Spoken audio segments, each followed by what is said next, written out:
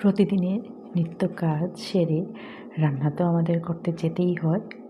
আর রান্নাটা একটা পেশন, ভালো লাগার জায়গা। রান্না করতে পারলে ভালো লাগে। যেদিন রান্না একটু কম থাকে সেদিন কিন্তু ভালো লাগে না।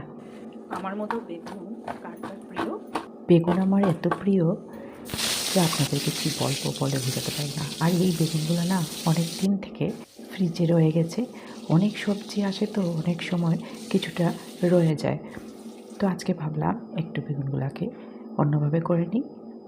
তার জন্য পেঁয়াজ রসুন টমেটো একসাথে বেটে নিয়েছি, বেগুনগুলো ভেজে তুলে নিয়েছি। এইবার কালো জিরা সন্দাস দিয়ে বাটা মশলা থেকে অল্প দিয়ে দিয়েছি স্বাদ মতো নুন, হলুদ গুঁড়ো, অল্প একটুখানি জিরে গুঁড়ো, একটু চিনি, কাশ্মীরি লাল লঙ্কা গুঁড়া আর কসুরি মেথি পাতা।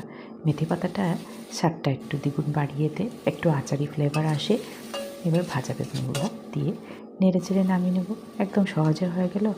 বড় গোল বেগুনগুলোর থেকে এই পাতলা বেগুনগুলোতে কিন্তু অল্প তেলে রান্না হয়ে যায়।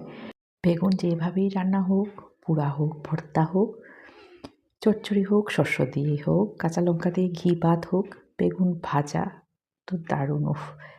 বেগুনের কথা, বেগুনের মাহাত্ম্য আমার থেকে আর ভালো কে জানে জানি না। আশা করি ভিডিওটা আপনাদের ভালো লেগেছে। ভালো লাগলে অবশ্যই পাশে থাকবেন। টাটা সবাইকে।